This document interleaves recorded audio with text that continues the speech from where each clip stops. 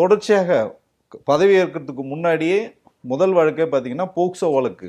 பாம்பு தினேஷ் என்றவர் பார்த்தீங்கன்னா வடசென்னையை சார்ந்தவர், வட்ட செயலாளர் இருந்தார். அவர் வந்து வழக்கில் வந்து கைதாகிறாரு.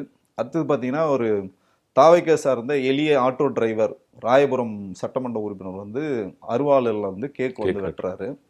இன்னொரு அன்னைக்கே பார்த்தீங்கன்னா ஒரு டாஸ்மார்க்ல போய் தாவைக்கை சார்ந்தவங்க வந்து மிரட்டுறாங்க, இதுக்கப்புறம் நாங்கள் தான் பார் நடத்துவோம் அப்படின்னு சொல்றாங்க.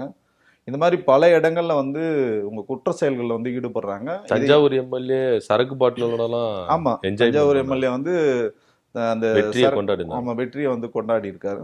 ஸோ இப்படி பல பிரச்சனைகள் பார்க்கும்போது நீங்க சொன்ன விஷயம் வந்து ரொம்ப பெரிய, நமக்கு வந்து தலைநகரே நீங்க உங்க கோட்டையா மாத்திட்டீங்கன்னு சொன்னீங்கல்ல, அந்த கோட்டையிலே ஓட்டையை போட்டோன்னு சொன்னீங்கல்ல, ஆனா இங்க சட்டம் ஒழுங்கு வந்து இன்னைக்கு சந்தி சிரிக்குது.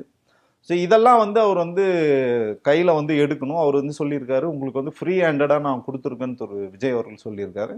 இது உள்ளபடியே கண்டிக்கத்தக்கது தான். நீ யார் செய்தாலும் வந்து காவல்துறை வந்து கடுமையான வந்து நடவடிக்கணும். சட்டம் ஒழுங்கை பேணி பாதுகாக்க வந்து ஒரு அரசோட முதன்மையான ஒரு கடமை தான்.